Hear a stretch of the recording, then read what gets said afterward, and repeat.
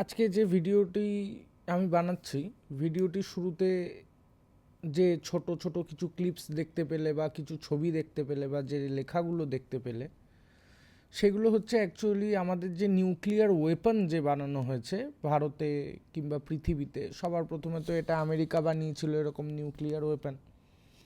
তো এই যে নিউক্লিয়ার ওয়েপন বানানো হয়েছে, তো এই নিউক্লিয়ার ওয়েপনের বর্তমানে ঠিক প্রয়োজনীয়তা কতটা, কিংবা এর প্রয়োজনীয়তা কতটা আছে বা না আছে, তার থেকে বড় কথা হচ্ছে আমরা যেহেতু ভারতের নাগরিক, তো সেই হিসেবে এই নিউক্লিয়ার ওয়েপনের প্রতি ভারতের কি দৃষ্টিভঙ্গি বা ভারত এটাকে কিভাবে দেখে বা ইন্ডিয়া এটাকে কিভাবে দেখে, সেটা আমাদের অ্যাজ আ সিটিজেন হিসেবে বোঝা খুব দরকার।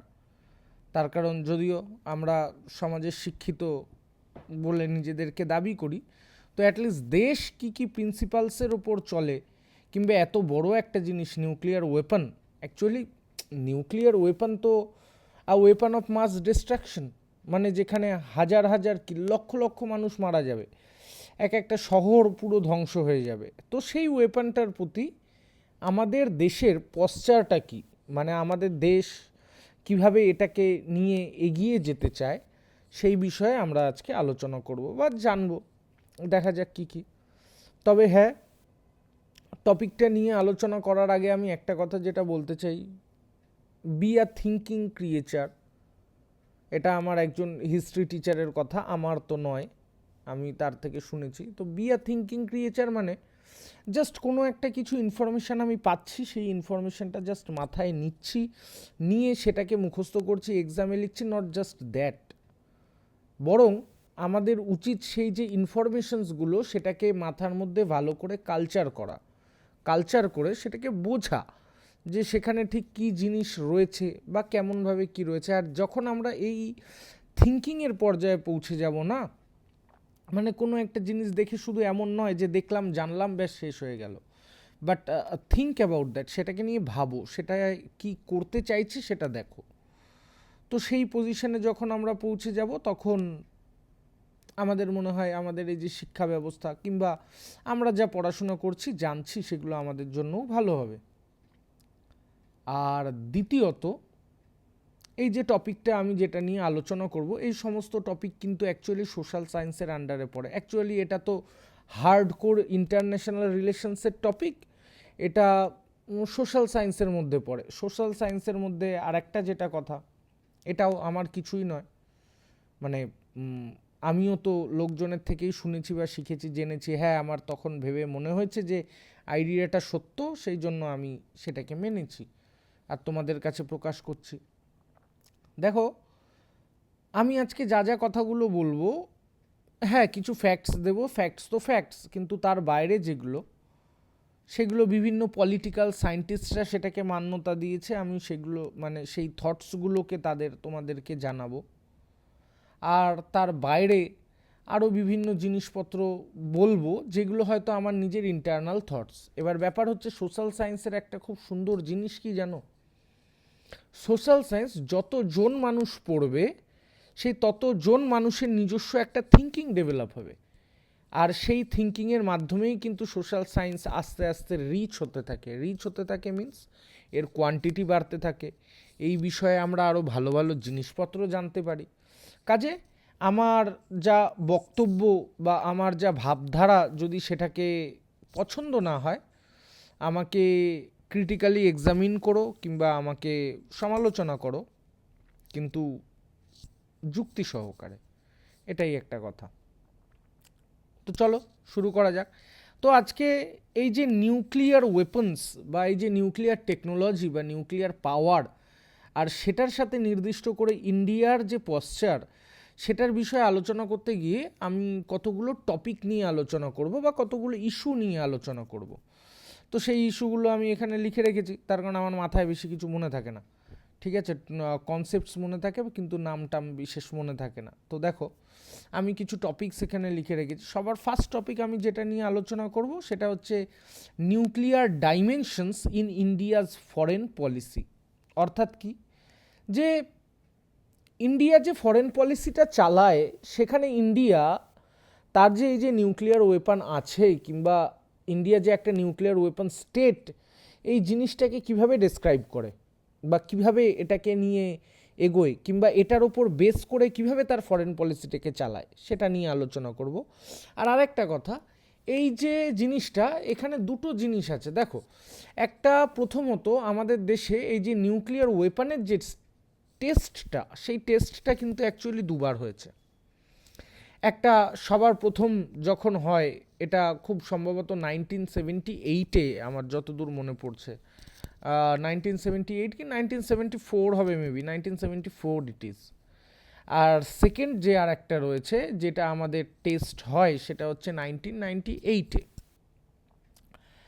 তো আমাদের যে নিউক্লিয়ার পশ্চার যখন ফার্স্ট টাইম টেস্ট হয়, তখন আমাদের ফরেন পলিসি একরকম ছিল বা আমরা সেটাকে একরকমভাবে চালনা করতাম।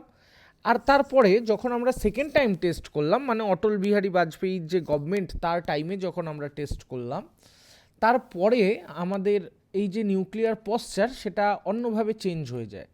তো কীভাবে চেঞ্জ হয়ে যায় সেইটা নিয়ে আলোচনা করব। আর আরও আরেকটা যেটা ইম্পর্টেন্ট টপিক, যেটা আমার মনে হয়, তার কারণ আমরা যারা তেমন বিশেষ গভীরভাবে ভাবিনি, আমরা সবসময় মনে করি যে নিউক্লিয়ার ওয়েপন, এই ওয়েপনটা খুব বেশি ডিস্ট্রাকটিভ, এই ওয়েপনটার ক্ষমতা খুব বেশি। আমার কাছে যদি নিউক্লিয়ার ওয়েপন থাকে, মানে কোনো একটা স্টেট বা কোনো একটা দেশের কাছে যদি নিউক্লিয়ার ওয়েপন থাকে, তাহলে হয়তো সেই দেশটার ক্ষমতা প্রচণ্ড বেশি পরিমাণে বেড়ে যায়। কিন্তু এখানেও একটা ক্যাভিয়েট রয়েছে, যে একটা প্রশ্ন রয়েছে আমার, যে অ্যাকচুয়ালি নিউক্লিয়ার ওয়েপন এটা কি সত্যি সত্যিই কোনো একটা স্টেটের হার্ড পাওয়ার বা মিলিটারি পাওয়ার আমরা যেটাকে বলি, সেটাকে কি সবসময় ইনক্রিজ করে, নাকি কিছু কিছু ক্ষেত্রে সেই হার্ড পাওয়ারটাকে কিছুটা লিমিটও করে বা কিছুটা ডিক্রিজ করে? This is the second question that I am going to address. আর এরপরে আমি আরও যে টপিক নিয়ে আলোচনা করব সেটা হচ্ছে, দেখো, ইন্ডিয়ার একটা নিউক্লিয়ার পলিসি ছিল, সেখান থেকে তারপরে যখন এই সেকেন্ড টেস্টটা যখন হয়, তারপরে ইন্ডিয়া নিজের নিউক্লিয়ার ডকট্রিন প্রকাশ করে। অর্থাৎ নিউক্লিয়ার ডকট্রিন মানে কি? দেখো, নিউক্লিয়ার পলিসি মানে হচ্ছে যে ইন্ডিয়া তার নিউক্লিয়ার পাওয়ার প্রোগ্রাম যেটা রয়েছে সেটাকে কিভাবে চালাবে। কিন্তু নিউক্লিয়ার ডকট্রিনটা তাহলে কি? না, নিউক্লিয়ার ডকট্রিন হলো যে যখন কোনো একটা দেশ নিউক্লিয়ার পাওয়ার হয়ে গেছে, তখন সে তার এই নিউক্লিয়ার ওয়েপনগুলোকে কিভাবে চালাবে সেই বিষয়টা যেখানে লেখা থাকে, কিংবা তার যে, আমি কি বলবো, মানে পাথ কি হবে বা সে কোন রাস্তায় চলবে, সেটা যেখানে লেখা থাকে, দ্যাট ইজ নিউক্লিয়ার ডকট্রিন। তো ইন্ডিয়ারও একটা নিউক্লিয়ার ডকট্রিন আছে। তো সেই নিউক্লিয়ার ডকট্রিন কতগুলো বিষয়বস্তুর ওপর ভিত্তি করে তৈরি হয়। যেমন যে ইন্ডিয়াকে প্রচুর দেশ একটা ভালো দেশ হিসেবে ভেবে, অবভিয়াসলি আমরা ভালো দেশ, কিন্তু আমরা অ্যাকচুয়ালি না, সবার প্রথমে যখন নিউক্লিয়ার প্রোগ্রাম শুরু করি, আমরা বলেছিলাম যে আমরা শুধু পিসফুল নিউক্লিয়ার প্রোগ্রাম চালাবো, মানে আমরা কোনো বোম টোম বানাবো না। কিন্তু পরবর্তীকালে দেখা যায় যে আমরা বোম বানাই। বোম শুধু বানাই না, একবার বানাই, তারপর আবার তার কিছু বছর পর, প্রায় 24 বছর পর গিয়ে আবার সেকেন্ড টাইম একটা বোমের ব্লাস্ট করি। হ্যাঁ, তো তখন যে সমস্ত দেশরা আমাদেরকে হেল্প করেছিল যে পিসফুল নিউক্লিয়ার প্রোগ্রামটাকে চালু রাখতে, সেই সমস্ত দেশরা প্রচণ্ড ক্ষেপে যায়। তারা বলা শুরু করে যে ইন্ডিয়া, তুমি গৌতম বুদ্ধের দেশ, তুমি গান্ধীজির দেশ, বা তুমি রামের দেশ, যে দেশে বলা হয় কিনা যে অহিংসা পরম ধর্ম, তাহলে তুমি সেই দেশ হয়ে তুমি এই কাজটা করো কি করে? এই একটা কোশ্চেন রয়েছে, সেই কোশ্চেনটার অ্যান্সার দেব। আর ইন্ডিয়া বিদেশের মানুষদের এই সমস্ত কোশ্চেনগুলো, বিদেশের মানুষরা বা বিভিন্ন যে বড় বড় দেশগুলো রয়েছে, আর সবথেকে বেশি করে জাপান আর ইউএসএ, এরা দুজন একটা কথা বলতো যে India has lost it's nuclear character. মানে ইন্ডিয়া তার যে নিউক্লিয়ার ক্যারেক্টার, বা ইন্ডিয়া যে বলেছিল যে আমরা নিউক্লিয়ার পাওয়ার নিয়ে কি করব, সেটাকে হারিয়ে ফেলেছে, তাই না? তো নিউক্লিয়ার ডকট্রিনটা প্রকাশ করা এই কারণে, যাতে আমরা তাদের যে যুক্তিগুলো আছে সেগুলোকে রিফিউট করতে পারি বা সেগুলোকে ডিনাই করতে পারি, যে না দেখো, আমরা এই তোমরা যেটা বলছো সেটাই বিশ্বাস করি না, কিন্তু আমাদের আইডিয়াটা এটা। সেটার জন্য নিউক্লিয়ার ডক্ট্রিনটা প্রয়োজন। আর নিউক্লিয়ার ডক্ট্রিন কিসের জন্য প্রয়োজন? দ্বিতীয়ত, আমরা বোম বানিয়েছি ঠিক কথা, কিন্তু আমরা বোম কোন ক্ষেত্রে ইউজ করব, কখন ইউজ করব, কখন ইউজ করব না, তার কারণ নিউক্লিয়ার ওয়েপন খুব পাওয়ারফুল ওয়েপন। এই জিনিসটাকে ডেসক্রাইব করার জন্য এই নিউক্লিয়ার ডক্ট্রিনটার প্রয়োজন ছিল, যেটা কিনা 2003 সালে পাস হয়। ঠিক আছে, এটা একটা দ্বিতীয় টপিক। এই ইন্ডিয়া তার নিউক্লিয়ার ডক্ট্রিনে কি বলছে সেটা নিয়ে আমরা আলোচনা করব। এর পরবর্তীতে আমরা যে আর একটা টপিক নিয়ে কথা বলবো, যদি ওই টপিকটা এটার আন্ডারে ইনক্লুড হয়ে যাবে, যে অ্যাকচুয়ালি ইন্ডিয়ার যে নিউক্লিয়ার ডক্ট্রিন বা ইন্ডিয়ার যে নিউক্লিয়ার পশ্চার, এটা অ্যাকচুয়ালি ইন্ডিয়াকে ডিফেন্ড করতে কতটা হেল্পফুল। হ্যাঁ, বাইরের লোককে তো ভরসা জমিয়ে দিলাম যে আমরা ভালো দেশ, কিন্তু অ্যাকচুয়ালি আমাদের ওপর যখন অ্যাটাক হবে তখন আমরা এটাকে কিভাবে আটকাবো। থার্ড আর একটা যেটা নিয়ে আমি আলোচনা করব সেটা হচ্ছে যে হ্যাঁ, আমাদের কাছে নিউক্লিয়ার ওয়েপন্স আছে বা নিউক্লিয়ার বোম রয়েছে, কিন্তু আমরা যে কাজটা করতে চাই, হ্যাঁ না, মানে অ্যাট এনি সিচুয়েশন ইন্ডিয়ার ওপর যখন নিউক্লিয়ার অ্যাটাক হবে তখন যাতে ইন্ডিয়া সেকেন্ড, মানে এক তো ইন্ডিয়া তো মানে কখনো নিজে থেকে নিউক্লিয়ার অ্যাটাক করবে না, সেটা নিউক্লিয়ার ডক্ট্রিনে পরিষ্কার করে দিয়েছিল ইন্ডিয়া। কিন্তু তাছাড়াও যখন অন্য কেউ অ্যাটাক করলো আমাদের, কিংবা আমরা টের পেলাম যে অন্য কেউ অ্যাটাক করবে, তখন যখন আমরা সেকেন্ড টাইম অ্যাটাক করব, মানে অ্যাজ আ সেকেন্ড রেসপন্ডার, তো সেখানে আমাদের কাছে কি কি চয়েসেস থাকবে। আমরা কি মানে আকাশ থেকেও করতে পারি, ল্যান্ড থেকেও করতে পারি, ইভেন জল থেকেও করতে পারি। তো এই একটা জিনিস, জল থেকে মিন্স মহাসাগর থেকে, অর্থাৎ আমাদের নেভির থ্রুতে। তো এই একটা জিনিস ইম্পর্টেন্ট রয়েছে যেটা নিয়ে আমি আলোচনা করব।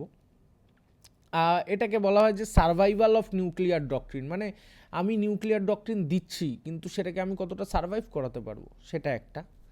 আর এর পরবর্তীতে আমি আর একটা যে টপিক নিয়ে আলোচনা করব সেটা হচ্ছে নন প্রলিফারেশন ট্রিটি। তো কি জিনিস নন প্রলিফারেশন ট্রিটি, ডিটেলসে তো বলবো, তার আগে একটুখানি হালকা তোমাদেরকে জানিয়ে নিই না। নন প্রলিফারেশন ট্রিটি যেটা বলা হয়, অ্যাকচুয়ালি প্রলিফারেশন মানে হচ্ছে ছড়িয়ে দেওয়া, হ্যাঁ, ছড়িয়ে যাওয়া বা ছড়িয়ে দেওয়া। তো নিউক্লিয়ার নন প্রলিফারেশন মিন্স যাতে ছড়াতে না পারে।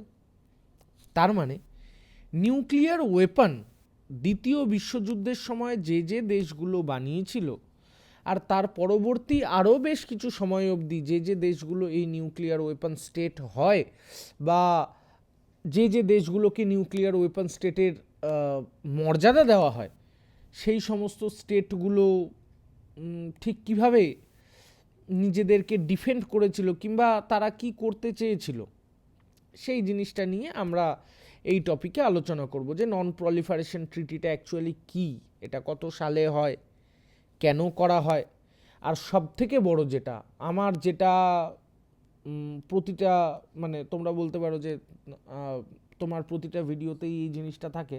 হ্যাঁ, অবভিয়াসলি থাকে। কি থাকে না, যারা কলোনিয়াল মাস্টার্স ছিল না, কিংবা এই যে ওয়েস্টার্ন ওয়ার্ল্ড, এই ওয়েস্টার্ন ওয়ার্ল্ডের কিছু খুব বড় বড় শয়তানি রয়েছে, যে শয়তানিগুলো মানে জাস্ট নর্মালি সাধারণ মানুষ যেটুকু দেখতে পায় তো দেখে, কিন্তু তার বাইরে আরও কিছু শয়তানি রয়েছে যেগুলো খুব হার্ডকোর অ্যাকাডেমিক ইস্যুর মধ্যে আবদ্ধ থেকে যায়, কিংবা খুব হার্ডকোর পলিটিক্যাল ডক্ট্রিন কিংবা ডিফেন্স ডক্ট্রিনে আটকা থেকে যায়, যেটা সাধারণ মানুষ জানতে পারে না। তো আমি এই টপিকগুলোর মধ্যে দিয়ে চেষ্টা করি যে সেই যে মানে ওদের যে এই যে একটা মানে কি বলবো খারাপ ব্যবহার, এই যে খারাপ আচরণ, বা তারা বলছে এক, বলে এক, নিজেদেরকে ডিপিক্ট করে এক, আর কাজে করে দেখায় আর এক, এই যে আইডিয়াটা, এই আইডিয়াটার ব্যাপারে আমরা এই নন প্রলিফারেশন ট্রিটির ক্ষেত্রেও দেখতে পাবো। আর এর পরবর্তীতে আমি আরও যে একটা জিনিস নিয়ে আলোচনা করব সেটা নন প্রলিফারেশন ট্রিটির আন্ডারেই পড়ে। কি কি পড়ে?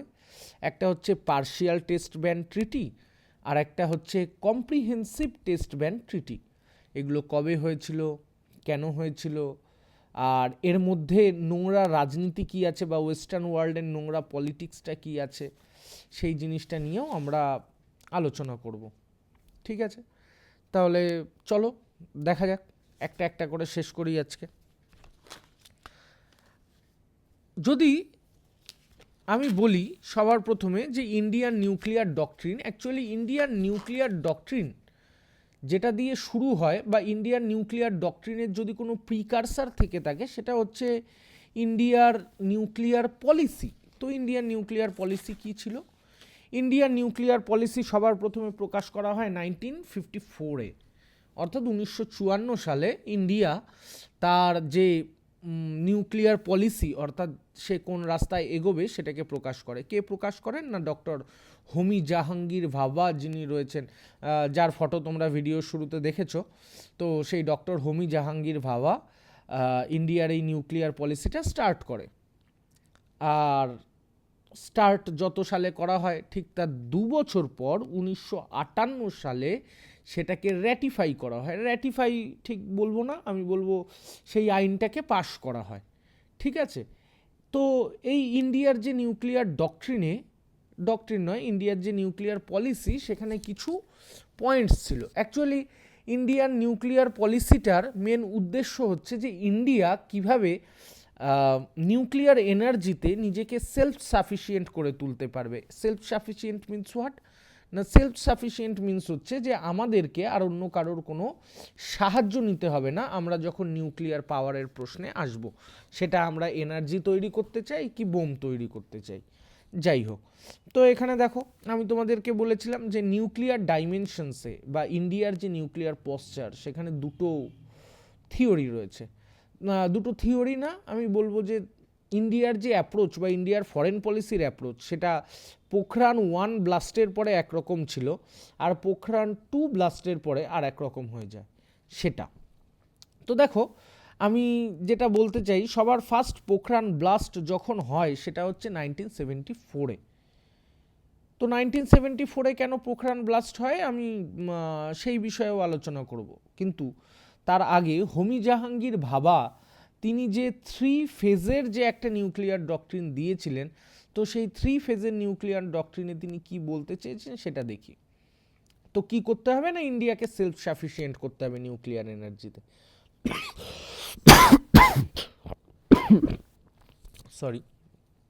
তো সেখানে কি ছিল না, সবার প্রথমে যেটা বলছে সেটা হচ্ছে প্রেশারাইজড হেভি ওয়াটার রিঅ্যাক্টর বানাতে হবে। তো প্রেশারাইজড হেভি ওয়াটার রিঅ্যাক্টর কি না, আমরা বলি না নিউক্লিয়ার রিঅ্যাক্টর রয়েছে যেখান থেকে কিনা নিউক্লিয়ার এনার্জি প্রডিউস হয়। এবার প্রেশারাইজড হেভি ওয়াটার রিঅ্যাক্টর আমরা ছোটোবেলায় পড়েছি ইউরেনিয়াম 233 হয়, সেই ইউরেনিয়াম 233-কে অ্যাজ আ ফিউয়েল ইউজ করে। এবার এখানে একটা গল্প আছে যে ইউরেনিয়াম 233-কে বানায়, তো ক্ষতি কী? বানাচ্ছে সেখান থেকে বানাচ্ছে, তো আমরাও বানিয়ে নেব, তো এনার্জি তো বানাবো, বোমই তো বানাবো, তো ইউরেনিয়াম 233 পেয়ে গেলেই কাজ শেষ। এবার কথাটা হচ্ছে ইউরেনিয়াম না আমাদের দেশে পাওয়া যায় না, তো আমরা কি করি না, যখন আমরা প্রেশারাইজড হেভি ওয়াটার রিঅ্যাক্টর বানিয়েছিলাম তো তখন সেখানে আমাদের কি প্রয়োজন পড়তো না, ইউরেনিয়াম নিয়ে আসার প্রয়োজন পড়তো। ঠিক আছে, যে আমরা ইউরেনিয়াম কোনো বাইরের কোনো একটা দেশ রয়েছে যে দেশে প্রচুর পরিমাণে ইউরেনিয়াম রয়েছে, সেখান থেকে আমরা ইম্পোর্ট করতাম, তবে আমরা আমাদের নিউক্লিয়ার রিঅ্যাক্টরগুলো চালাতে পারতাম। তাহলে এটা তো সেলফ সাফিসিয়েন্ট হলো না, তার কারণ ওরা দেওয়া বন্ধ করে দেবে, ইউএস ওদের ওপর স্যাংশনস লাগাবে, তাহলে আমাদের চলবে কি করে, তাই না? সেই জন্য সেকেন্ড স্টেজে কি বলা হচ্ছে না, ইন্ডিয়ার নিউক্লিয়ার পলিসির সেকেন্ড স্টেজে বলা হচ্ছে যে এমন একটা নিউক্লিয়ার রিঅ্যাক্টর আমরা বানাবো যে নিউক্লিয়ার রিঅ্যাক্টর থোরিয়ামকে ইউজ করতে পারবে অ্যাজ আ ম্যাটেরিয়াল, এনার্জিকে প্রডিউস করার জন্য সে থোরিয়ামকে ইউজ করবে। তো একে কি বলা হয়? একে বলা হয় হচ্ছে ফাস্ট ব্রিডার রিঅ্যাক্টর। এই যে ফাস্ট ব্রিডার রিঅ্যাক্টর রয়েছে সে কি কাজ করে না, সে থোরিয়ামকে অ্যাজ আ ফিউয়েল ইউজ করে। এবার একটা গল্প শুনবে, তো থোরিয়ামকে ইউজ করে, তো তাহলে থোরিয়াম কেন? আগেটা ইউরেনিয়াম ছিল, এবার থোরিয়াম, লাভ কি হলো? অ্যাকচুয়ালি থোরিয়ামের রিজার্ভ ইন্ডিয়াতে অ্যাবান্ডান্ট পরিমাণে রয়েছে। আমার র্যাঙ্কিংটা ভুলে যাচ্ছি, তবে সারা পৃথিবীতে যত থোরিয়াম পাওয়া যায় তার মনে হয় সব থেকে বেশি থোরিয়াম ইন্ডিয়াতেই পাওয়া যায়। এই ঝাড়খণ্ড ছোটনাগপুর মালভূমির যে প্ল্যাটু মানে ছোটনাগপুর প্ল্যাটু যে আছে সেই সব এরিয়া, হাজারিবাগ প্ল্যাটু এই সব এরিয়া প্রচুর অ্যাবান্ডান্ট পরিমাণে থোরিয়াম রয়েছে। তাহলে এই যে আমাদের যে থোরিয়াম রয়েছে, আমরা যে থোরিয়ামের টপ প্রডিউসার, তাহলে আমরা যদি এমন একটা রিঅ্যাক্টর বানাই যেখানে থোরিয়াম ইউজ করা যাবে, তাহলে আমরা সেলফ সাফিসিয়েন্ট হয়ে গেলাম। ওকে, গুড। সেলফ সাফিসিয়েন্ট হয়ে গেলাম তো এনার্জি প্রডিউস করার ক্ষেত্রে। কিন্তু শুধু কি এনার্জি প্রডিউস করলেই চলবে, নাকি তারপরে সেই এনার্জি প্রডিউসের যে এফিসিয়েন্সি বা সেই যে এনার্জি প্রডিউসের যে দক্ষতা সেটাকেও বাড়াতে হবে? তাহলে সেই দক্ষতা বাড়ানোর জন্য আমরা নিয়ে এলাম, বা ডক্টর হোমি জাহাঙ্গীর ভাবা যিনি ছিলেন তিনি নিয়ে এলেন ইন্ডিয়ার যে নিউক্লিয়ার পলিসির থার্ড স্টেজ। তো ইন্ডিয়ার নিউক্লিয়ার পলিসির থার্ড স্টেজে হোমি জাহাঙ্গীর ভাবা কি বলছেন না, যে আমরা অ্যাডভান্সড ফার্স্ট ব্রিডার রিঅ্যাক্টর বানাবো, অর্থাৎ যেটা এতদিন ছিল তার থেকেও বেশি অ্যাডভান্স, যেখানে আমাদের এনার্জি এফিসিয়েন্সি অনেকটা পরিমাণে বেশি থাকবে। ওকে, তাহলে এটা একটা জিনিস। তো এটা হচ্ছে ইন্ডিয়ার যে নিউক্লিয়ার পলিসি, এটা 3 স্টেজ নিউক্লিয়ার পলিসি। ওকে, এবার তারপরের যে টপিকটা আমি যেটা নিয়ে আলোচনা করতে চাই, যে ইন্ডিয়ার ফরেন পলিসি প্রথমবার ব্লাস্টের পর আর সেকেন্ডবার ব্লাস্টের পর কিভাবে চেঞ্জ হয়। অ্যাকচুয়ালি কি জানো তো, আমরা যখন প্রথমবার ব্লাস্ট করি না, তখন India was a closed economy. অর্থাৎ ইন্ডিয়া ক্লোজড ইকোনমি বলতে কি, দেখো, যখন আমি ক্লোজড ইকোনমি বলছি, আমি তোমাদেরকে একটা শব্দবন্ধ ইউজ করছি বা একটা ফ্রেজ ইউজ করছি, যেটা কিনা এই জিনিসটাকে ডিপিক্ট করে সব থেকে ভালো, যে closed economy, what is a closed economy. না, সেটার ক্ষেত্রে বলতে হবে যে ইম্পোর্ট সাবস্টিটিউশন, আর তার সাথে না, এটা this may not be import substitution নয়। মানে আমি তোমাদেরকে যদি খুব পরিষ্কার বলি না, আমি তোমাদের শব্দবন্ধটা ইউজ করলেও ক্লিয়ারলি বুঝতে পারবে না। অ্যাকচুয়ালি বাইরে থেকে যে ম্যাটেরিয়ালগুলো আমরা নিয়ে আসছি, সেই সমস্ত ম্যাটেরিয়ালগুলোর ওপর আমরা কোনো এক্সট্রা ট্যাক্স চাপাবো না, ঠিক আছে? অর্থাৎ মানে ইম্পোর্টটাকে এক্সট্রা ট্যাক্স চাপিয়ে বন্ধ করব না, আর যেটা এক্সপোর্ট করছি সেই এক্সপোর্টটাকে আমি এত বেশি পরিমাণে বাড়াবো, কিংবা সেই এক্সপোর্টটাকে এত বেশি পরিমাণে গভর্নমেন্টের সাহায্যে হেল্প করব যাতে ইন্ডিয়ার এক্সপোর্টটা বাড়ে। এই ফিলোসফিতে যখন কোনো একটা দেশ চলে, যে আমরা এক্সপোর্টটাকে বেশি গুরুত্ব দেব যাতে সেটা বেশি কাজ করতে পারে, আর ইম্পোর্টটাকে কমানোর জন্য কোনো বিশেষ ব্যবস্থা নেব না, অর্থাৎ ইম্পোর্টকে সাবস্টিটিউট করব না বা কমাবো না। এই ফিলোসফিতে যখন কোনো একটা দেশ চলে, তখন তাকে আমরা বলি ওপেন ইকোনমি। কিন্তু তাহলে ক্লোজড ইকোনমি কাকে বলি না? ক্লোজড ইকোনমি হচ্ছে সেই ইকোনমি যেখানে আমরা যা এক্সপোর্ট করছি, যে পরিমাণ করছি সেটা তো করছি, সেটাকে বাড়ানোর জন্য আমরা কোনো বিশেষ স্ট্র্যাটেজি বা পলিসি নিচ্ছি না, কিন্তু তার জায়গায় যেটা করছি সেটা হচ্ছে যাতে ইম্পোর্টটা কম হয়, সেই জন্য ইম্পোর্টের উপর প্রচুর পরিমাণে ট্যাক্স লাগাচ্ছি, তার মানে ইম্পোর্টকে সাবস্টিটিউট করছি। তো এই পলিসিটাকে বলা হয় ক্লোজড ইকোনমির পলিসি। এবার ইন্ডিয়া না, যখন ফার্স্ট টাইম এই নিউক্লিয়ার ওয়েপন নিয়ে কাজ করে, তখন India was actually a closed economy. তো ইন্ডিয়ার ওপরে যদি বিদেশের কোনো পাওয়ার বা ক্ষমতা বা বিভিন্ন যে অর্গানাইজেশনস, ইউএন বলো কিংবা normal as a country US বলো, এরা যা যা স্যাংশনস লাগিয়েছিল, সেগুলোতে ইন্ডিয়ার বিশেষ কিছু যায় আসতো না। কেন যায় আসতো না? তার কারণ আমাদের তো ইকোনমি তো এমনিই ক্লোজড, কাজে স্যাংশন লাগিয়ে আর কি করবে। কিন্তু আমরা যখন সেকেন্ড টাইম ব্লাস্ট করি, অর্থাৎ পোখরান-2 ব্লাস্ট 1998, তার আগে তোমাদের মনে থাকবে, তোমরা যদি খেয়াল করো, যে 1991-এ India became a open economy, an open economy. তো এই যে ইন্ডিয়া একটা ওপেন ইকোনমি হলো, তাহলে এখন যখন ইন্ডিয়া ওপেন ইকোনমি, তাহলে বাইরে থেকে যদি কেউ আমাদের ওপর স্যাংশনস বসায়, তাহলে আমাদের ওপর অনেক প্রবলেম হবে, আমাদের প্রচুর সমস্যা ক্রিয়েট হবে। কাজেই যে একটা টপিক, যে ফার্স্ট যখন আমরা করলাম, তখন আমরা কোনো নিউক্লিয়ার ডকট্রিন দিইনি, ঠিক আছে? ফার্স্ট ডেটোনেশনের পরে আমরা কোনো নিউক্লিয়ার ডকট্রিন দিইনি, কিন্তু সেকেন্ড ডেটোনেশনের টাইমে বা যখন সেকেন্ড টাইম আমরা নিউক্লিয়ার ওয়েপনকে ডেটোনেট করি, তখন আমাদেরকে নিউক্লিয়ার ডক্ট্রিন দিতে হয়েছে। কেন না, এই যে বাইরের যে দেশগুলো আমাদেরকে যে স্যাংশনস দিয়েছে, তো বাইরের দেশের মনে ভরসা জাগাতে হবে যে না, আমরা as a responsible nuclear weapon state, সেই ভরসা দেওয়ার জন্য ডক্ট্রিনটাকে বানাতে হয়েছিল। তো যাই হোক, এবার সেই ডক্ট্রিনটা নিয়ে কথা বলবো, কিন্তু তার আগে আমি যে একটা টপিক নিয়ে আলোচনা করতে চাই। আচ্ছা ভেবে দেখো, আমি নিউক্লিয়ার ওয়েপন বানালাম, কিন্তু নিউক্লিয়ার ওয়েপন কি সবসময় কোনো একটা দেশের যে হার্ড পাওয়ার আছে সেটাকে ইনক্রিজ করে আদৌ, নাকি কখনো কখনো সেই দেশের হার্ড পাওয়ারকে লিমিটও করে? তিনজনের উদাহরণ নিয়ে আলোচনা করি, জিনিসটা আশা করি ভালো বোঝা যাবে। ইন্ডিয়া, যে দেশের বাসিন্দা আমরা, আর একটা আমাদের উত্তর দিকে একটা বড় সড়ো দেশ আছে, কি? চাইনিজ। আর যে একটা দেশ যার ব্যাপারে আমার মুখ থেকে ভালো কথা বেরোয় না, দ্যাট ইজ পাকিস্তান। হ্যাঁ, ভিখারি দেশ আর কি, মানে ওই আর কি। তো এই তিনটে দেশকে নিয়ে আলোচনা করি। তো ইন্ডিয়া যখন প্রথমবার এই নিউক্লিয়ার ওয়েপনের টেস্ট করে, ইট ওয়াজ মেবি 1974, ফার্স্ট টাইম যখন ডেটোনেট করে, ইট ওয়াজ 1974, 1974 সালে। কেন করেছিল ইন্ডিয়া? অ্যাকচুয়ালি ইন্ডিয়া মানে ওয়ার্ল্ডে এই যে এত পরিমাণে নিউক্লিয়ার ওয়েপন তৈরি হচ্ছিল 1945-এর পর থেকে, এটাকে সবসময় ওপোজ করে এসছে যে হ্যাঁ, নিউক্লিয়ার ওয়েপন তৈরি করে কি হবে, এটা খুব ডিস্ট্রাকটিভ ওয়েপন, এটা খারাপ জিনিস, এটাকে বন্ধ করো, এ সমস্ত ইন্ডিয়া আগাগোড়া বলে এসছে। কিন্তু হঠাৎ করে তাহলে ইন্ডিয়ার প্রয়োজন কি পড়লো যে জিনিসটার বিরোধিতা করলো সেই জিনিসটাই আবার করা? না, অ্যাকচুয়ালি 1964 যদি তোমরা দেখো, সেক্ষেত্রে চায়না ফার্স্ট টাইম নিউক্লিয়ার হয়ে যায়।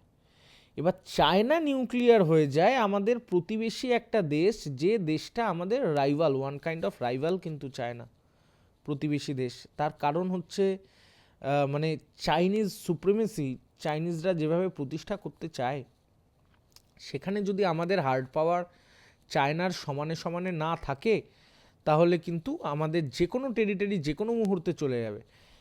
তার আগে 1964-এ যখন চায়না প্রথমবার এই নিউক্লিয়ার ওয়েপন স্টেট হয়, তার আগের কথা মনে করে দেখো, 1962-তে অলরেডি চায়না কিন্তু ইন্ডিয়াকে অ্যাটাক করে দিয়েছে। কাজে তারপরে যখন 1964-এ গিয়ে চায়না নিউক্লিয়ার ওয়েপন স্টেট হয়, তখন ইন্ডিয়ার ভয় লাগাটা খুব স্বাভাবিক, যে এ তো আমার প্রতিবেশী দেশ এখন এরকম হয়ে গেছে, এ তো যে কোনো দিন আমার ওপর অ্যাটাক করবে, আমার যে কোনো টেরিটরি নিয়ে নেবে।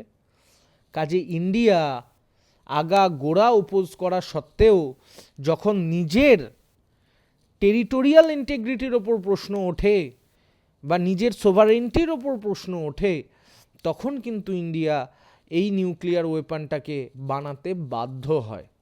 অর্থাৎ ইন্ডিয়ার নিউক্লিয়ার ওয়েপন বানানোর কোনো শখ ছিল না, কিন্তু ইন্ডিয়া নিউক্লিয়ার ওয়েপন বানিয়েছে কার জন্য? চায়নার জন্য, যে না চায়না বানিয়ে নিয়েছে, আর আমরা যদি এখন না বানাই তাহলে পরবর্তীতে আমরা হেরে যাব। ভালো কথা, এটা তো ইন্ডিয়া বানালো চায়নার থেকে প্রোটেক্ট করার জন্য।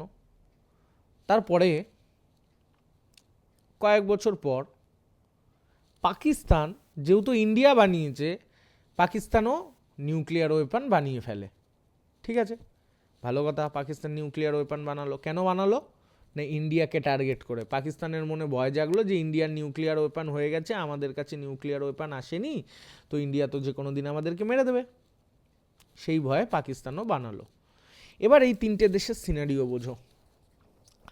চায়না বানালো কেন না, যাতে সে আশেপাশের যে কান্ট্রিগুলো আছে তাদেরকে সাবজুগেট করে রাখতে পারে। ইন্ডিয়া বানালো কেন? যাতে চায়না তাকে অ্যাটাক না করতে পারে। তার মানে ইন্ডিয়ার যে নিউক্লিয়ার ওয়েপন বানানো, এর কারণ হচ্ছে নিজের দেশকে প্রোটেক্ট করা, লোককে বিরক্ত করা নয়। এবার পাকিস্তান কেন বানালো? ইন্ডিয়া তো জন্মে অ্যাটাক করে না, তো পাকিস্তান কেন বানালো না, পাকিস্তান যে সমস্ত টেররিস্ট অ্যাক্টিভিটিসগুলো ইন্ডিয়ার মধ্যে করে থাকে, তখন ইন্ডিয়া যখন পাকিস্তানকে অ্যাটাক করবে যাতে সেটাকে ডেটার করতে পারে, সেই জন্য পাকিস্তান নিউক্লিয়ার ওয়েপন বানালো। হ্যাঁ, এবার এখানে দেখি, তোমরা খেয়াল করে দেখবে যে যখনই পাকিস্তান কোনো বড় সড়ো নিউক্লিয়ার কি বলছি, যখন পাকিস্তান কোনো বড় সড়ো টেররিস্ট অ্যাটাক ঘটায় ইন্ডিয়ায়, তখন সবার ফার্স্টে ইন্ডিয়ার লোকজন যখন রিটালিয়েট করতে যেত, তখন আগে আমেরিকা থেকে কল আসতো আমাদের দেশে। কলে কি বলা হতো যে দেখো বাবা ইন্ডিয়া, তুমি এ সমস্ত কাজকর্ম করতে যেও না, ওদেরকে বেশি অ্যাটাক করতে যেও না, তাহলে কিন্তু পাকিস্তান তোমাদের ওপর নিউক্লিয়ার অ্যাটাক করবে। ঠিক, তাহলে এবার ভেবে দেখো, যদি আমরা নিউক্লিয়ার ওয়েপনকে ছেড়ে দিই, ট্র্যাডিশনাল হার্ড পাওয়ার যা আছে ইন্ডিয়ার ট্র্যাডিশনাল হার্ড পাওয়ারের কাছে এই পাকিস্তান কিছুই না, হেরে যাবে যে কোনো মুহূর্তে। কিন্তু ইউএসকে যখনই বলা হলো, পাকিস্তান যখন বলল যে এরকম আমরা নিউক্লিয়ার অ্যাটাক করব, তখন ইন্ডিয়া ইউএসের কথায় বাধ্য হলো যে না, পাকিস্তানকে অ্যাটাক করো না, যদিও পাকিস্তান তোমাদের উপর টেররিস্ট অ্যাটাক করেছে, কেন না পাকিস্তান নিউক্লিয়ার অ্যাটাক করবে। ঠিক আছে, তাহলে এখান থেকে আমরা কি বুঝতে পারছি যে পাকিস্তান অর্থাৎ কোনো একটা দেশ, কনফিউজিং জায়গাটা বুঝবে, কোনো একটা দেশ যার হার্ড পাওয়ার আমাদের থেকে কম, সেক্ষেত্রে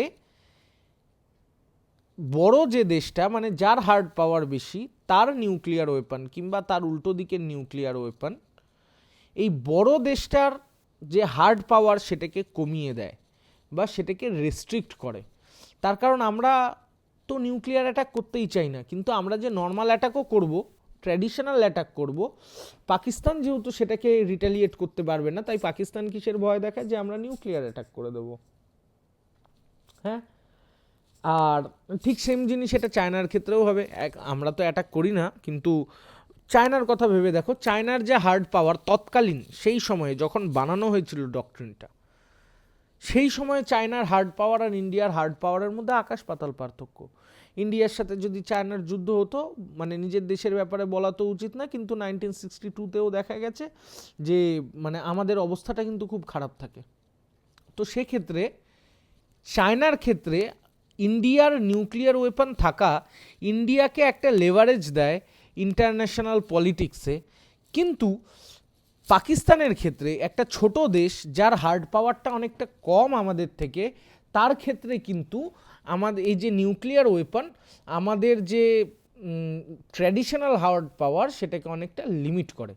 তাহলে আমরা এটা থেকে একটা জিনিসে পৌঁছাতে পারি যে নিউক্লিয়ার ওয়েপন সবসময় কিন্তু কোনো একটা দেশের হার্ড পাওয়ারকে যে বাড়াবেই তার কোনো গ্যারান্টি নেই, সেটা তার হার্ড পাওয়ারকে লিমিটও করতে পারে।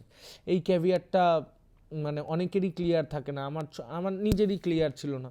আমি ছোটোবেলায় মনে করতাম নিউক্লিয়ার বোম আছে, মারো বোম পাকিস্তানকে একটা, কিন্তু পলিটিক্স তো ওভাবে চলে না, কিংবা দুনিয়াও ওভাবে চলে না। তো এই জিনিসটা বোঝা দরকার যে অ্যাকচুয়ালি সব সময় আমার আছে বলেই যে সেটা আমার ক্ষমতার মধ্যে গণ্য হবে তা নয়। কখনো কখনো প্রচুর বেশি ক্ষমতা থাকাও দুর্বলতায় পরিণত করে দুর্বল মানুষের সাথে, হ্যাঁ না? কিন্তু যে শক্তিশালী মানুষ যেমন চায়না, তার সাথে ক্ষমতাটা থাকা জরুরি, আদারওয়াইজ এতদিনে ইন্ডিয়ার যে কত টেরিটরি সাফ হয়ে যেত তার কোনো গ্যারান্টি নেই। ওকে, এটা একটা সেকেন্ড টপিক। আশা করি তোমরা এই ক্যাভিয়ারটা বুঝতে পেরেছ। এরপরে আমি যে টপিকটায় ঢুকবো সেটা হচ্ছে নিউক্লিয়ার ডক্ট্রিন অফ ইন্ডিয়া। 2003তে এটাকে প্রপোজ করা হয় বা পাশ করা হয় নিউক্লিয়ার ডক্ট্রিনটাকে। কেন পাশ করা হয় তোমাদেরকে আগেই বলেছি যে ইন্ডিয়ার যে একটা ক্রেডিবিলিটি ছিল, নিউক্লিয়ার ক্রেডিবিলিটি ছিল, যে ইন্ডিয়া গৌতম বুদ্ধের দেশ, ইন্ডিয়া গান্ধীজির দেশ, খারাপ কিছু করবে না, সেই ক্রেডিবিলিটিটাকে ফেরত আনার জন্য এই কাজটা করা হয়েছিল। ঠিক আছে, তো সেই ক্রেডিবিলিটি কি আদৌ ফেরত এসেছে? চলো দেখা যাক। তো ইন্ডিয়া তার নিউক্লিয়ার ডক্ট্রিনে কিছু কথা বলেছিল, যে কথাগুলো আমাদের আলোচনা করা দরকার। দেখো, পৃথিবীতে নিউক্লিয়ার ওয়েপন যারা যারা বানিয়েছে তাদের মধ্যে না দুটো থিওরি কাজ করে, একটা হচ্ছে ম্যাড আর নাম্বার সেকেন্ড হচ্ছে ম্যাস, MAD আর MAS। তো ম্যাডের প্রিন্সিপাল কি না, ম্যাডের প্রিন্সিপাল হচ্ছে মিউচুয়ালি অ্যাসিওর্ড ডিস্ট্রাকশন। তুমি আমায় বোম মারো, আমি তোমায় বোম মারবো, তুমি আমায় শেষ করবে, আমি তোমায় শেষ করব। এটা হচ্ছে ম্যাডের প্রিন্সিপাল। আর সেকেন্ড কি রয়েছে? সেকেন্ড একটা পলিসি হচ্ছে ম্যাস, অর্থাৎ মিউচুয়ালি অ্যাসিওর্ড সার্ভাইভাল। এর মানে কি?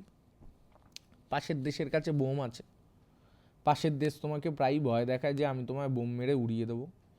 তুমি কি করলে? নিউক্লিয়ার ওয়েপন বানালে। এবার বানিয়ে তুমি কি বললে?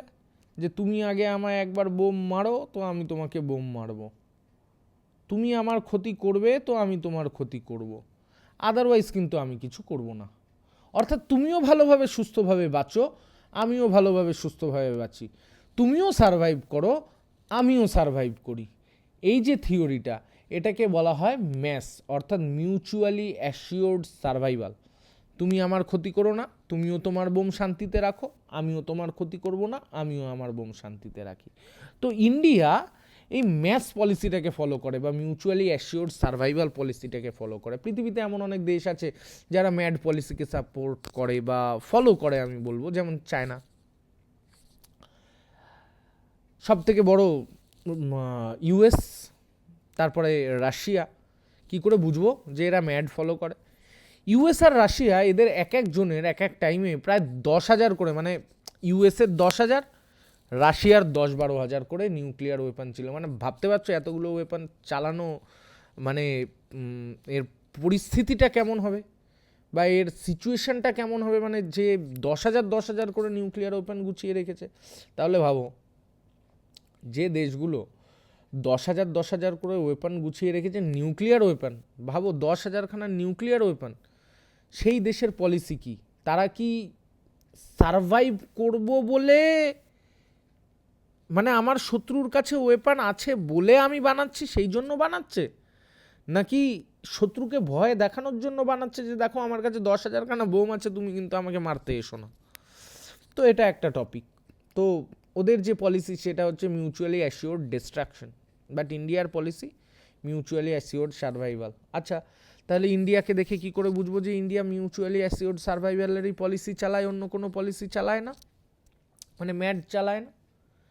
ইন্ডিয়ার যে নিউক্লিয়ার স্টকপাইল না, ইন্ডিয়ার নিউক্লিয়ার স্টকপাইল বলা হয় যে পাকিস্তানের থেকেও 10-12টা নিউক্লিয়ার বোম ইন্ডিয়ার কাছে কম আছে। এবার তোমরা ভেবে দেখো, ইন্ডিয়া যখন নিউক্লিয়ার ওয়েপন বানায়, কাকে মাথায় রেখে বানায়? না চায়নাকে মাথায় রেখে বানিয়েছিল, ঠিক আছে? কিন্তু ইন্ডিয়া বানানোর পরে ইন্ডিয়া কি দেখলো? যে না, পাকিস্তানও বানায় ফেলাইছে। কেন? না পাকিস্তানের ইন্ডিয়াকে দেখে ভয় লেগেছে, সেই জন্য বানিয়েছে। এবার দেখো, ইন্ডিয়ার যে নিউক্লিয়ার ওয়েপন, সেটা দুটো নেইবারিং স্টেটকে কন্ট্রোল করার কাজে লাগে, বা দুটো নেইবারিং স্টেটকে মাথায় রেখে বানানো। একটা হচ্ছে চায়না, আর নাম্বার সেকেন্ড হচ্ছে পাকিস্তান। আর তা সত্ত্বেও ইন্ডিয়ার কাছে যে বোমের পরিমাণ, সেটা পাকিস্তানের থেকে 10-15টা কম, হ্যাঁ না? তাহলে এবার দেখো, আমরা দুজনকে যে পরিমাণ ওয়েপন দিয়ে টার্গেট করার জন্য রেখেছি, পাশের প্রতিবেশী দেশ পাকিস্তান, যার একমাত্র একটাই শত্রু আমরা, আমাদের থেকে 10-12টা ওয়েপন বেশি রেখেছে। এটা থেকেই বোঝা যায় যে অ্যাকচুয়ালি ইন্ডিয়ার নিউক্লিয়ার ক্রেডিবিলিটিটা কি। আমরা যখন বলি, আমরা আমাদের যে এই যে নিউক্লিয়ার ডক্ট্রিন যেটা বললাম, আমি শুরুতেই বললাম যে নিউক্লিয়ার ডক্ট্রিনে একটা পলিসি মেনে চলা হয়, মানে ইন্ডিয়া একটা পলিসি মেনে চলে, that is MAS, mutually assured survival. তো সেটা এর থেকে বেশি আর কি দিয়ে ডিপিক্ট করা যেতে পারে? এটা একটা পয়েন্ট।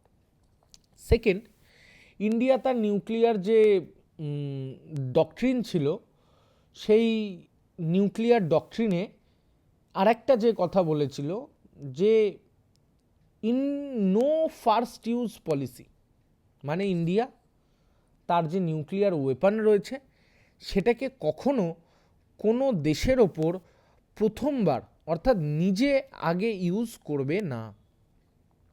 ঠিক আছে? তাহলে কখন ইউজ করবে? না ইন্ডিয়ার ওপর যখন নিউক্লিয়ার অ্যাটাক হয়ে যাবে তখন ইউজ করবে। ঠিক আছে?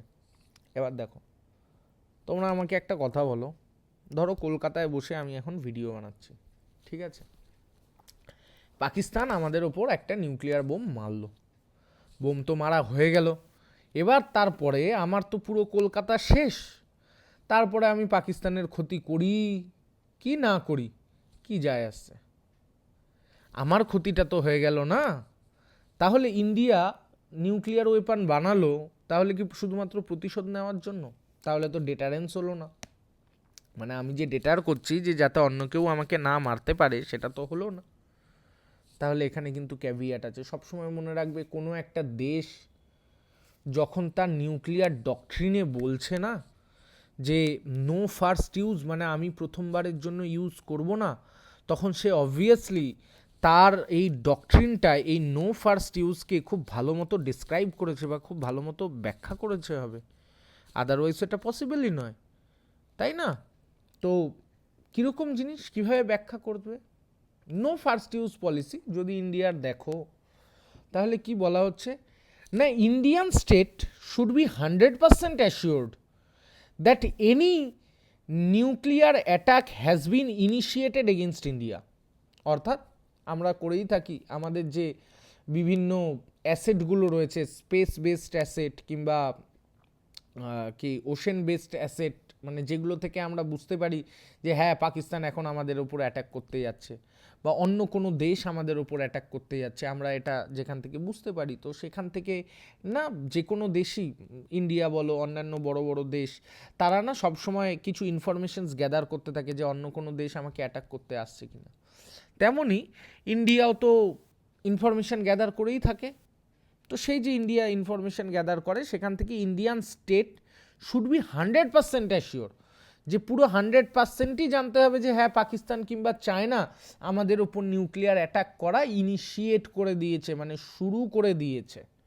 ঠিক আছে, তো নিউক্লিয়ার অ্যাটাক করা শুরু করে দিয়েছে, এটা যখন আমরা জানতে পারবো, তখন আমাদের ওপর, আমরা যখন 100% শিওর যে আমাদের ওপর অ্যাটাক হতে চলেছে, তখন কিন্তু আমাদেরকে আর অ্যাটাকটা হওয়ার জন্য ওয়েট করতে হবে না।